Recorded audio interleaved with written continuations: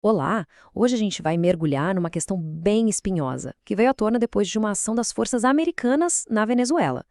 Afinal, o que é o direito internacional? É um conjunto de regras que todo mundo segue ou é só uma sugestão, especialmente quando a política de poder entra em jogo?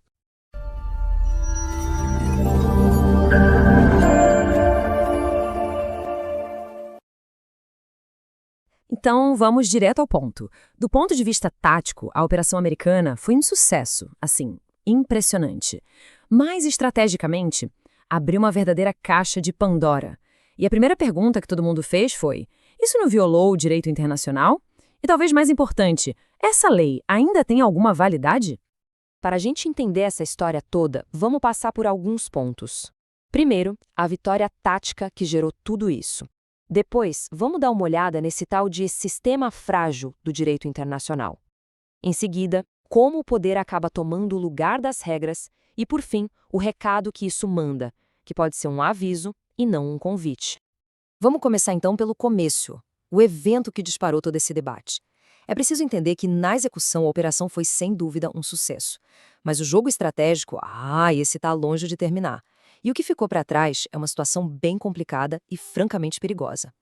Olha só, o ponto-chave aqui é o seguinte: o alvo foi neutralizado, certo, mas a estrutura de poder, essa continua lá, intacta. E aí surge um problemão. Como é que se lida com um país que, na prática, é governado por uma organização criminosa, sem acabar atolado num conflito que não tem fim?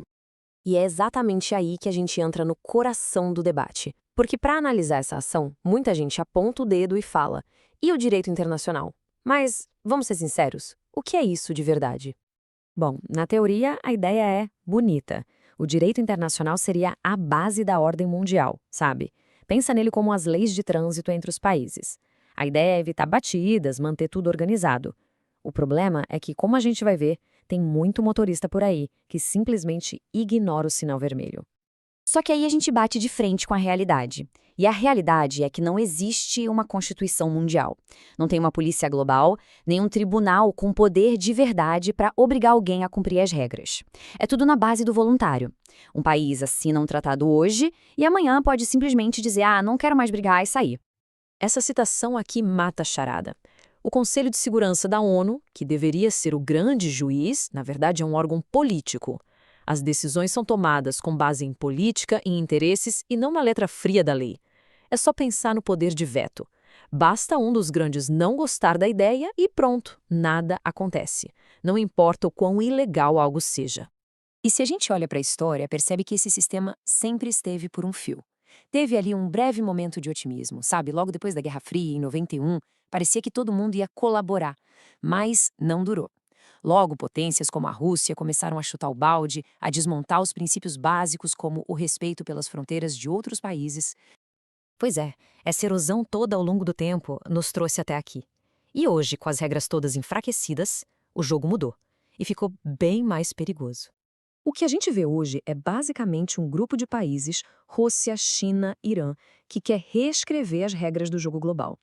Para eles, essas normas internacionais não são uma forma de manter a paz. Pelo contrário, são só um obstáculo para as ambições deles. E isso cria um dilema gigantesco para as democracias, né? Fica a pergunta: o que fazer? Continuar jogando bonitinho, seguindo as regras, enquanto os adversários se aproveitam disso para ganhar vantagem? Ou é hora de começar a jogar o mesmo jogo que eles? E é importante entender que figuras como Trump não surgem do nada. Eles são, na verdade, uma consequência da frustração das pessoas com um sistema que parece falho, que parece injusto. Quando o povo sente que o sistema internacional não protege ou que é economicamente desvantajoso, a tendência é apoiar líderes que prometem simplesmente ignorar as regras e agir. Mas aí vem uma distinção que é fundamental. É claro que qualquer violação da lei pode ser debatida, mas a escala e principalmente a intenção fazem toda a diferença. Uma coisa é uma operação para capturar um único narcoterrorista procurado pela justiça. Outra, completamente diferente, é uma invasão militar para anexar território e basicamente tentar apagar um país inteiro do mapa. Colocar tudo no mesmo saco é uma comparação que simplesmente não se sustenta. Certo. E com tudo isso na mesa, a gente chega na questão final, que talvez seja a mais importante. Qual é a mensagem que uma ação como essa manda para o resto do mundo? Existe uma preocupação grande de que isso funcione como um sinal verde, sabe? Como se os Estados Unidos estivessem dando permissão para que Rússia e China também saiam por aí, fazendo o que bem entendem, sem se preocupar com as consequências. Só que existe um contra-argumento bem forte para isso. A verdade é que essas potências não precisam de permissão de ninguém. Eles não esperam um sinal verde. Eles esperam uma oportunidade. A Rússia já tinha invadido a Ucrânia lá em 2014. A China vai decidir sobre Taiwan com base na sua própria capacidade militar e não no que os Estados Unidos fazem ou deixam de fazer na América Latina. A mensagem real aqui é outra. Então, em vez de ser um encorajamento, a ação pode, na verdade, gerar o efeito contrário, cautela. É como se os Estados Unidos estivessem dizendo: olha, nós também sabemos jogar duro. Isso mostra que o país está disposto a usar as mesmas regras de força que a Rússia e a China já usam há anos. O que a gente está vendo, no fim das contas, é uma mudança muito clara de estratégia. O mundo está deixando para trás um sistema que se baseava em regras, mesmo que frágeis, e entrando numa era onde o que manda é o exercício do poder de forma bem direta. Isso nos deixa com uma reflexão final bem incômoda. No mundo onde os grandes jogadores estão, na prática, ignorando o livro de regras, qual é o preço que se paga por ser o único que ainda tenta seguir o que está escrito?